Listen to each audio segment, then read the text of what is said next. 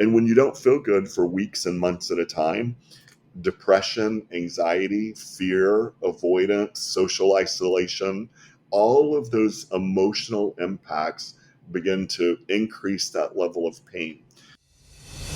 Hey, I'm Lara, an artist, educator, and entrepreneur who's danced through life in Australia, London, and California. Now I'm an Aussie in Atlanta, Georgia, USA. Juggling roles as an artist, ex-dancer, current actor, author, professional educator, and qualified life coach, I'm also a wife and mother of two. Join me on this podcast crafted for creative souls at every level, entrepreneurs, artists, dreamers, and hope-filled humans alike. I'm here to guide you towards a life of love, purpose, adventure, and boundless creativity. As a healthy, wealthy, and wise creative soul, I invite you to hit subscribe for weekly inspiration. Anticipate solo episodes, exclusive interviews with creative luminaries, and insightful discussions with my hottie hubby Andrew, a specialist performance physical therapist, as we delve into the dynamics of relationships and more. Dive into a 360-degree view of making a creative life you'll love. Welcome back to the Healthy, Wealthy, Wise Artist Podcast. I'm Lara. And prevalent in the creative world, particularly within the freelancers because of the nature of what we do as artists and creative entrepreneurs and big dreamers. I want to ask you this. Have you ever grappled with anxiety? Struggled to complete daily tasks, faced physical dependency on substances, battled with eating habits, or been impacted by chronic pain? This episode is for you. Joining me in this episode is Dr. James S. Flowers, founder of J. Flowers Health Institute in Texas, and he's a recognized leader in chronic pain, mental health, and substance use disorders, and understanding the depth of the human condition. There's something for everybody, and it's from substance abuse to mental health and neurological health. So if you're ready to gain valuable insights and understanding into these crucial aspects of human health and improve your life as a creative or an artist or an entrepreneur or a big dreamer, stay tuned as we delve into the insightful conversation with Dr. James Flowers. This interview has two parts. You're listening to part A. Welcome, Dr. Flowers. What a beautiful name. How did you score such a lovely name? You're so lucky. Thank you so much. Do you know, I have to tell you, as a child, it was a very difficult name to have because people called me Flower Power and, Pansy and, all kinds of names in first, second, third grade. And now, my adult life from high school on, someone every day says to me, what a beautiful name you have. Oh, wow. And so I feel pretty cool. Let's look at a little bit about your story and how you really got to your current position. Over 30 years of experience, I know, and including a fellowship in chronic pain. What's your story? What led you there? Yeah. So in a little while, we'll probably go back to my childhood and talk about why I really chose my entire path.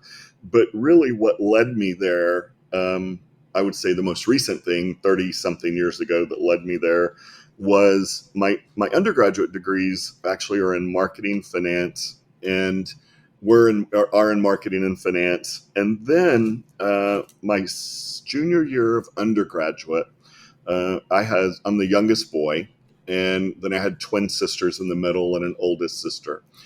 And my oldest sister, unfortunately, was a drug addict from the time she was 16. And then I had the twins in the middle and then me. And when I was a junior in college, my twin sister was diagnosed with cancer.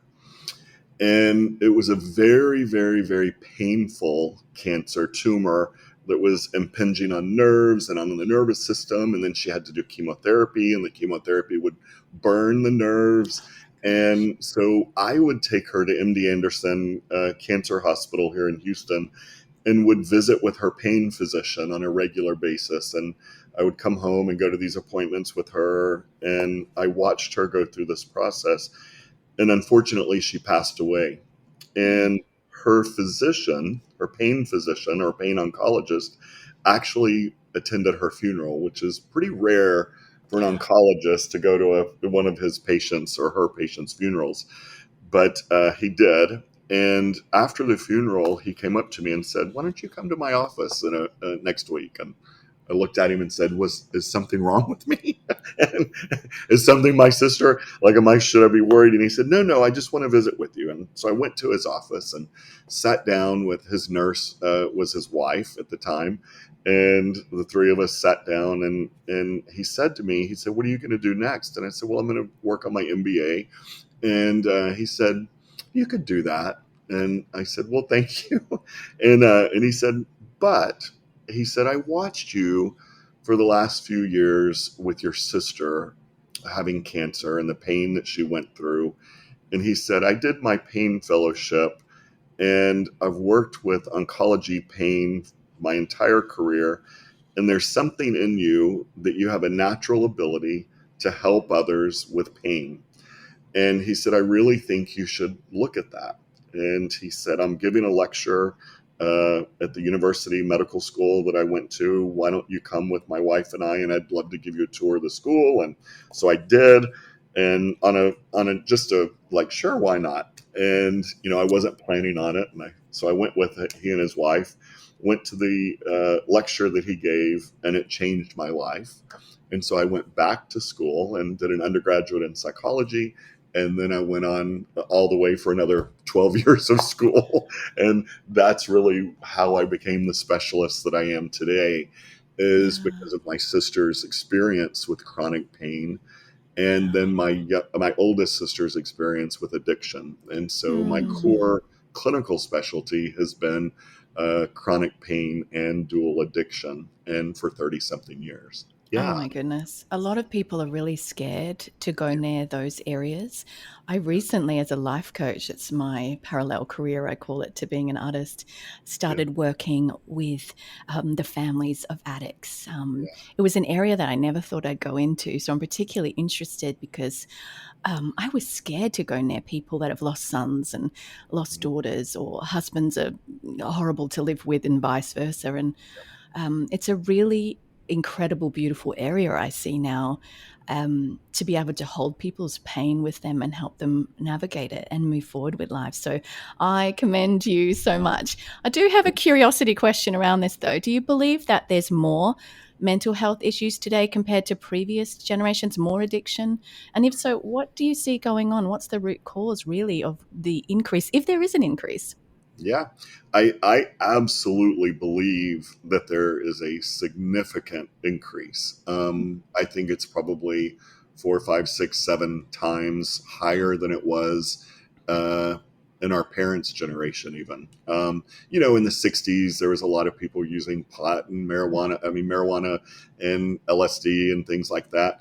But it's so interesting. You see a lot of very high functioning individuals today who went through a period in the 60s and 70s and used pot or even LSD or even cocaine recreationally, and they were able to put it down and walk away, right? Mm. And they were able to grow up, right? And they said, I need to finish school, I need to have a productive life, this was my fun, and I'm moving on.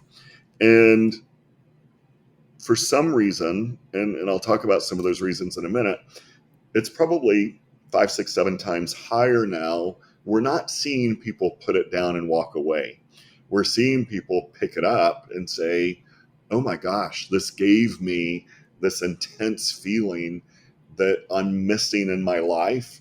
And their brain and their body becomes physically and psychologically addicted to the substance. And they continue to use it to replace something that's missing in their life, i.e., emotions, emotional support, love, whatever trauma, whatever hole they feel like they have. And many times they don't even know or recognize what that hole is. They just use, and they feel better when they use, but they don't look internally to see what that is. And so I think that in our current times with technology, with COVID, with so much stress, politics in our lives, all of the things going on in our life, we see people at a younger and younger and younger age picking up marijuana and other substances, even drinking, and not putting it down, but becoming, unfortunately, lifelong addicts. And so many of those people lose their lives to their addiction. But yes, Yeah. it's increased significantly, and I think it has a lot to do with the state of our world. That says so much to me because I think a lot of us are scared to really reflect, and I'm big on reflection and Yeah, looking inward and self discovery. But it makes me think we must be lonelier than ever. yeah, We must be, family units and things are different these days. The loneliness because of online is so different, and there's so many things, and I'm sure there's lots of papers on this sort of stuff that's actual research that you're far more knowledgeable of. But what do you believe humans need to really thrive in wellness, and what insights have you discovered regarding things like self love, encompassing the body, mind, and spirit? Because I know that you look at emotion and its connection to pain as well. yeah, absolutely. I'll say one of the things I loved about your website, or that I love about your website, is you use a phrase. I don't remember exactly how you use it. You'll tell me in a second, but the 360-degree Oh, I look, love that. right? Yeah, Yeah, yeah.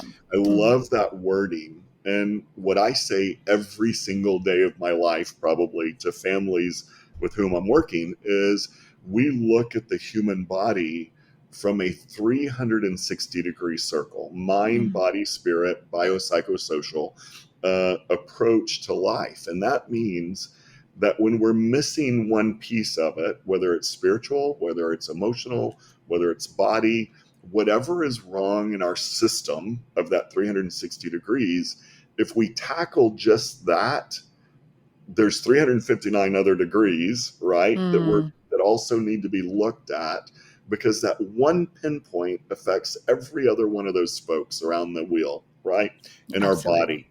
Yeah. And so I think I went off track just a little bit, but what I think is that certainly we need nurturing, and what's happened in our lives, our age people, is we're seeing gamers, we're seeing video games, we're seeing even 30 and 40-year-old men and women who are not functioning but sitting in front of a TV screen Mm, playing video games in their 30s and 40s, living at home, or even in a marriage, but the marriage is going horribly because they're so addicted to the video games and technology, or TV screens or cell phone screens, and we just stare and look. And I'm sure you see this all the time, mm. but when you're in a restaurant, if you look around a Oh my restaurant, gosh. Yeah. you even see couples that are sitting at a booth or a table, and they're both on their phone, just texting and looking, and then they'll put the phone down and just kind of sit like this. Mm. They're not really talking to each other, but they're in this Yeah. public restaurant in a space where it would be amazing to be able to have that communication and fun and laughter in that environment. But we're missing so much of that because of all of the advancements in our society. So there's Mm. great advancements, and it can also harm us. I love that you said that because I once did a mission in Soweto, which sounds a little cliche, but it was very eye opening because it was in South Africa, and I walked and they had everything but nothing. Yeah, And I mean by everything is they were community. They had a little simple houses, but they cleaned and took such pride in them. They didn't have screens or anything like yeah, that. And I remember thinking they're so wealthy yeah, in different ways. And it really challenged me. And part of me wants to take my kids to these places so that they can get perspective on what's going on in life and how far we've come, and maybe how yeah, we might be able to bring back some of the things that are causing all of this stuff going on. But I'm right, particularly interested in people's emotional responses regarding pain. My husband's a very renowned physical therapist in the performing arts world, and he has always said so much pain is emotional. It's a very interesting area. I have to introduce you another time, but particularly in the context of chronic disease and pain, including like depression and anxiety. I think I saw in your podcast that 70% of physical pain, is that correct, is an emotional yeah, response. yeah, Can yeah, you tell me about that? Because that yeah, is mind boggling to me. yeah. So I'm so glad you asked that question. And I really hope that all of your listeners hear this, and this gives them just a little bit of information that they can help friends and family and even themselves with if they have chronic pain. And your husband has seen this. as a physical therapist, probably his entire career. Mm. But pain obviously is physical and pain is emotional. And the only way that we feel physical pain is through our brain, right? Our brain feels that physical pain. The only way our brain receives that signal is through our nervous system. From the tips of our fingers and the tips of our toes, all of the nerves hit the spinal cord, go straight up the spinal cord into the brain stem, and then into the brain, into the pain center of the brain. And so when we have an injury, it sends signals to the brain, and the brain says, oh, pull your finger off the hot stove, right? Or, oh, I fell off a curb, and it instantly Mm. hurts, right? Sometimes that pain doesn't stop. And I believe that a lot of our physical pain is a misfiring of the nervous system, right? Our bodies were designed to heal within about 90 days. No matter what trauma is given to our bodies are really designed to, the tissue and the bones are supposed to heal within that 90-day period. Sometimes, about 25% of the time in the population, it doesn't, and that signal keeps firing. So if you can imagine feeling that pain signal 24 hours a day for months and months and months and years, you begin to, at months, early months, 3, 4 months, you start not sleeping. You feel anxious, like, is this ever going to go away? And then it turns into depression. And then that depression turns into more sleeplessness, and sleeplessness and anxiety increase the movement of the nervous system. And what that does then is it sends the signal of the pain faster to the brain. So it increases the rate of the pain signal as our nervous system is responding with anxiety or sleeplessness. Then we feel physical pain at a higher level because that signal is traveling much faster. I know, even as in a simplified term, if I personally don't sleep 6 hours a night, at least 6 hours, the next day around 2 o'clock, I can notice I'm kind of like have a little slight tremor, or I just don't feel good. I'm tired and I feel a little bit anxious, right? Like I'm tired and I'm anxious, but I have a lot to do. And I need that sleep, 6 to 8 hours of sleep. And when I don't get it, I just don't feel good. And when you don't feel good for weeks and months at a time, depression, anxiety, fear, avoidance, social isolation, all of those emotional impacts begin to increase that level of pain. So, all over the world in 2024, we rate our pain on a 0 to 10 scale. There's no device that we can touch a body with, or that we can say, let's plug this in and touch your body and feel what level of pain you're in, or it'll be a meter. It's so subjective. Everybody has their own idea of what their pain level is, but it's 0 to 10, no pain, or what we call emergency room pain. So Yeah. everyone's idea of that is different. And Yeah. but what we know is, and what every medical journal that deals with chronic pain, or physicians who write articles and do research, and scientists who do research on pain will tell you is that if we can do away with the emotional impact, in other words, the anxiety, the fear, the depression, the trauma of pain, we see about a 70% decrease in their physical pain almost immediately. Wow. So, for Yeah. instance, I can work with a patient in one session and who comes into my office and says, today I'm feeling a level 9 pain. And I can walk them through a meditation. I can walk them through a breathing exercise. I can walk them through, they can do yoga with us. They can do whatever it is that calms their nerves and anxiety. And after 30 minutes or so, you ask them again, what is your pain level? It is amazing to hear people go, oh, I think it's about a 2, maybe a 3. Goodness. Yeah. Wow. And so that triggers people to understand, oh, there is something I can do other than take an opiate or a pill or something. And so when we teach people to understand that emotional impact, they really begin to practice meditation and mindfulness and breathing and yoga and other techniques that helps them lower that emotional feeling that lowers their physical pain. I'm loving that you say that, because I had a client who came off very heavy addiction, and his anxiety was through the roof, Hmm. and he was having so much trouble. It almost wanted to push him back to the addiction. Yeah, And it was, that numbing that humans do when they don't want to feel something, like, as Brene says, the tip of the thorn. We want to run away from it as fast as we exactly. can. It's horrible. Yeah, But I'm interested in the brain then, not just in the neurology, yeah, but also in the thought life. Like, how can we better operate our brains to mhm, thrive? What do yeah. you see going on? Yeah, I think that you're exactly right when you say that. Our brains, I want to say this, and I tell my patients this every day and families this every day. This thing in our head right here called a brain is the single most powerful thing on the face of this earth, I believe, other than God, right? And with this brain, we can literally achieve anything that we want to achieve.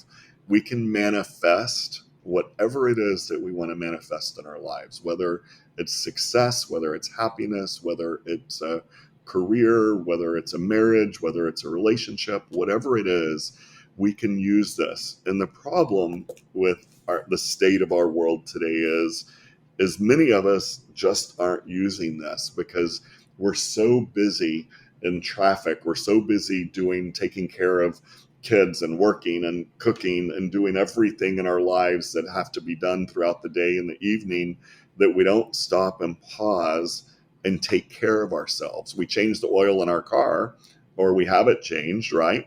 And we fill the car up with gas when it needs to have fuel, but we don't take care of ourselves. And part of that negativity that we experience and people experience in their lives is because we're not using this brain to exercise or to eat better, to sleep better, to communicate better, more effectively. And then through cognitive behavioral changes, in other words, changing a paradigm from a negative thought to a positive thought, can really change our entire outlook in our lives. And I'm sure you notice this every day. It's easier for people, unfortunately, to think negative thoughts Yeah, than it is positive thoughts. It's totally.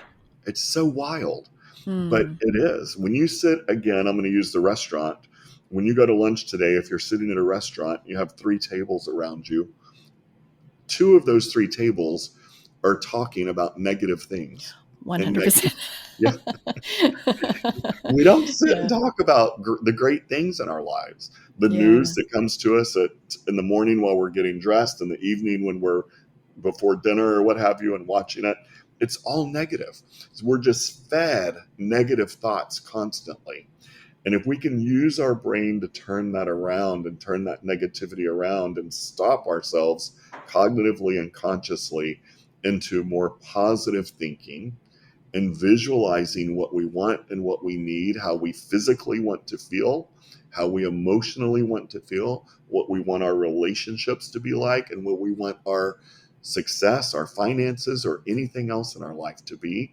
If you focus on that, you can reach that goal. Oh my goodness. I've been saying it's not something I've heard somewhere, but I keep saying to my husband, our whole quality of life is in our head. You're so right. And he just looks at me and he's like, yeah. And I see that from clients that I have. I'm like, it's really, and of course the work of Byron Katie as well. And Yeah, just seeing how people deal with chronic pain by changing their yeah. beliefs. I mean, incredible, really. Can you tell me, I'm sure you hear this every day, when someone says to you, Mhm. what's wrong with me? Or they're just asking that, they haven't even verbalized it. Right, yeah. What do you do with that when they have no idea and they're just like, what's wrong with me? What do you do with Exactly. that? That is a great question. And probably almost every day of my life, someone says, "What's wrong with me?" Right? That's Mm. what I do is solve problems, very, very, very complex Yeah, problems. yeah. But my response typically is a little bit of a giggle and just say, "I have no idea, but let's explore together." Right? Nice. Let's if you'll be open and if someone will sit in front of me and really be open with I use the word vomit, right? I say, if you will sit here with me for whether it's an hour or 3 hours and just vomit everything that we talk about and hold nothing back, we're going to find out what's wrong with you. Right. Mm, And yeah. there's probably not that much wrong with you. It's behaviors and actions that you have that you can change. You're beautiful and perfect in every way, other than this brain and the Yeah. thoughts that you have that cause negative behavior, which give negative consequences. So let's figure out what causes those thought processes, right? Of Mm. using marijuana or using cocaine or using heroin or alcohol or whatever it is, and go to the root cause of that and figure out, and let's address that root cause. And then you're going to see all the beauty of yourself and your life. That sounds so beautiful the way that you put it. And I just want to go back to your story a little because it's deeply personal and you've Yeah. been through horrible trauma and loss. Can you tell us a little more of, other than your sisters, there were other members in your family that were addicts. Can you share about that? Sure, I'm happy to. I believe that that disclosure and personal disclosure, when we Mm, talk about our own lives to patients and people who are suffering, and yeah. they understand that you too have suffered but overcome, I think Yeah. it really helps raise their ability to overcome their own trauma. And Mm, I'm from an interesting family and from a very small town in South Texas. I grew up on a ranch, and my grandfather was a surgeon, and he owned and built the hospital, the first hospital in this little town, and then grew that. And part of my family was in the oil and gas business in South Texas, and so there was lots of success in my family, perceived success. And the other part of it is there was everyone was either an alcoholic or a drug addict. mm, My grandfather, who was a surgeon, and I laugh, but sometimes laughing kind of gets you on. But my grandfather was a cocaine addict who eventually mm. got into recovery as a physician. My mother's mom and dad both died from cirrhosis of the liver, from alcoholism. My mother she married my father when she was 16. She was a beauty queen in South Texas, and she was Miss South Texas and Oh, wow. homecoming queen. And, my Yeah. father was the quarterback of his football team and all of this. And All the so, things. yeah. And so they Yeah. met and fell in love, married 2 weeks later at their senior year of high school. They eloped and got married. And then my father would treated my mother horribly. He cheated on her, and he was a heavy drinker, and he was a workaholic. And so my grandfather would give my mother Valium to feel better. Wow. Here, just take this Valium and you'll feel better. And so she Wow. would take the Valium. And so my siblings and I were really raised by a nanny who I call my mom. And she lived until she was 94, and she just passed away last year. But she was really worked within our family system for 60 years of my life. I'm 59, so my whole life really until last year. And but gosh, the addiction was rampant in my family. And I can remember, and then my sister, my oldest sister, she was pulled over by the Texas Highway Patrol when she was 16. And they found, I don't remember the amount, but quite a bit of cocaine in her car. Oh, no. And instead of taking her to jail, they brought her home and they said, "Tell her not to do this." Oh, no. you know, Instead of a consequence, right? They Yeah, just bring yeah. her home and say, "We found your daughter doing this, and she has this much cocaine in her car, and she was planning on selling it. We're not going to arrest her because of who you are. We love you guys, but tell her not to do that anymore." Zero Mm, consequences. And so it continued. And then my sister, unfortunately, went to treatment about 10 or 12 times, maybe even more than a dozen times. And then she decided to move to Portland, Oregon, where she could start a new life. And my grandparents bought her a little small condominium on the eighth floor of a building, and she moved in. And 2 weeks after moving in, she had a party, and all these people were there. And the next morning or that night, in the middle of the night, my mother had a phone call and she had fallen from the 8th-story balcony to the street and died. Um, and everyone in the party ran and scattered, right? So the police didn't know what happened. There were no cameras outside at the time, when she when she fell. And we don't know how she fell off the balcony, but either she was pushed, she jumped, she was high, something. But what we do know is she had several drugs in her system. And living that as a child and growing up and seeing that, I can remember at 9 years old, looking at my family going, I don't want to do this. Yeah. This is insanity. And I don't want to be, I love them, but I don't want to be crazy like these people. Mm-hmm. And so instead of me becoming a drug addict or an alcoholic, what I did is I put my head down and I studied and I loved school. And I did not miss a day of school from the 1st grade to the 12th grade, not one day of school, because I felt safer and enjoyed school more than I enjoyed being at home and seeing the insanity in my own family. And so then I went off to college and just continued, as you can tell, when we were talking about going back to school. And instead, I became a student-aholic, right? And really type A personality, typical adult child of an alcoholic, and multiple alcoholics in my family, multiple deaths in my family. My father, when I was 10 years old, took my oldest sister, to treatment. It was her second attempt at treatment when I was 10. And he came home. He had driven all day to take her to treatment, drove home. He got out of the car, walked in the house. Our nanny, who was kind of like my mother, put dinner on the table, and we were sitting around the table, and my twin sisters were there. My mother was there. I was there, and my dad. And we were eating dinner. And all of a sudden he looked at me, and he literally grabbed his chest and he fell over and died at having dinner with us. And so I saw my father die when I was 10 years old. And that has an impact on children. It has an impact on my sisters, who were 5 years older than me at the time. They were 15, 16. And it had an impact on my mother, of course, and a negative impact by increasing the amount of Valium and drugs that she used until she eventually ended up in recovery. But what I did, for some reason, and again, I attribute this to probably God saving my life and saying, you're not going to be like this. And I just said to my mother when I was 12 years old, I think I want to see a therapist. Wow. She's like, what?